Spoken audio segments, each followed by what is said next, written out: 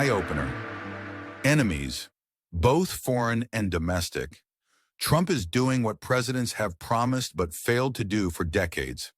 As issues like tens of millions of Social Security recipients being over 100 years old and one being over 300 years old are being exposed, the failures of those past presidents is becoming ever more apparent.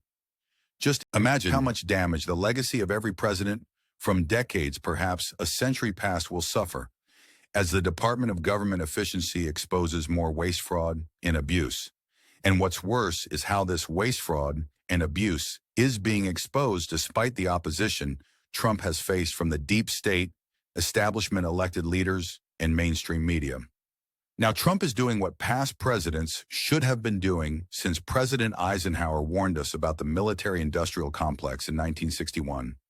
Trump firing the chairman of the Joint Chiefs of Staff with plans to fire more higher-ups in the military. On the blog, I have pointed to many reasons our military leadership has failed the American public, both domestically and abroad. Looking at the latter first, though America has been continually at war in some countries somewhere around the planet since World War II, its military forces have failed to secure a single victory. Instead of creating a perception of military superiority, America has looked like the playground bully who consistently and continually gets beat up by much smaller opponents.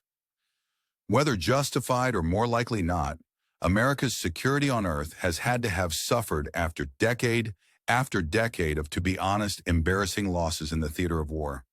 You would think that our military would have learned something from the Vietnam War. If not how to win a fight, at least how to avoid a fight. I guess Ukraine does show how the U.S. has evolved from direct assault to fighting battles behind the scenes with proxy warfare, but even that looks like a failure, as we'll get nothing in return for all the unnecessary death and destruction we've paid for there. As for domestic enemies, I think that with every instance of waste, fraud, and abuse that gets exposed by Elon Musk, the enemy within becomes more apparent. It would be one thing if leaders like Pelosi, McConnell, Schumer, Biden, and more who have been in power for decades simply enrich themselves through their corruption. But to indebt the entire nation to the tune of $36 trillion sounds treasonous. When the book mentioned below came out, America's national debt was documented at $25 trillion, and that was in 2018, only 6 years ago. I would say it felt like theft, except for the fact that it was done to an entire nation. This is why I believe it moves into the realm of treason. Our elected officials were certainly not representing the will of the people as they drove the country towards default. There is no excuse that Nancy, Mitch, Chuck, nor Biden can provide as justification for their excess at the expense of the homeland and its security or loss thereof.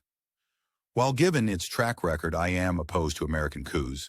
I'm on the fence about an American coup on the American government, as the one by which we are currently governed seems to have been an abject failure for the majority. There are plenty of people reporting and complaining about our leaders and their failures. How many are offering or even pointing to any solutions? The book Solutions. Enough Complaining, Let's Fix America by Chris Osman does and can be found on Amazon or at www.mikesonsentertainment.com. To find out other ways you're being screwed by your current leaders, check out the posts on this blog daily.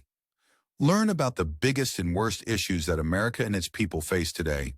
You can also check into this blog daily to hear about those issues that America and its people will face in the near and distant future. If, however, you would like to discover possible solutions to either mitigate the worst impacts of these issues or solutions to avoid them altogether, keep listening. The problems we face are not as complicated as so many leaders and news reports claim. They are man-made and are only claimed as complicated so those who are responsible can maintain control. For example, there is a persistent argument that moving government is like turning a cruise ship around. It is supposedly a long process that can only be achieved incrementally. While this may be true for laws and policies that benefit the majority of Americans, it does not seem to be so for that smallest of American minorities. When one examines the policies and laws that benefit that minority known as the elite or the rich, the speed at which those laws are passed is exponentially faster. While most of us sit on the deck chairs waiting for the Titanic to avoid the myriad of icebergs of which we seem to continually run afoul, The elite ride comfortably in speedboats. If, according to our Constitution, all men are created equal, why do the rich live quite different lives than the rest of us? Where is our speedboat? In 2018, Chris Osman wrote a book highlighting the problems humanity would face if more power, wealth, and control were funneled to a small group of individuals, groups, or organizations. In that book, Mr. Osman provided solutions from himself and others to the inevitable problems we would all face. In it, he also provided a means for the public to analyze, compare, and contrast the words and deeds of those we've chosen to follow against our real-world experiences. To this end, Mr. Osman provides the means for readers to disseminate information as provided by their news sources of choice, their elected officials, and any other authority they choose to follow. The book, titled Solutions, Enough Complaining, Let's Fix America, offers a means to hold leaders up, not just to a higher standard than is currently accepted, but to one that will improve lives. 36 trillion in debt does not indicate good incorruptible leadership. Click the link below and get your copy of Solutions today.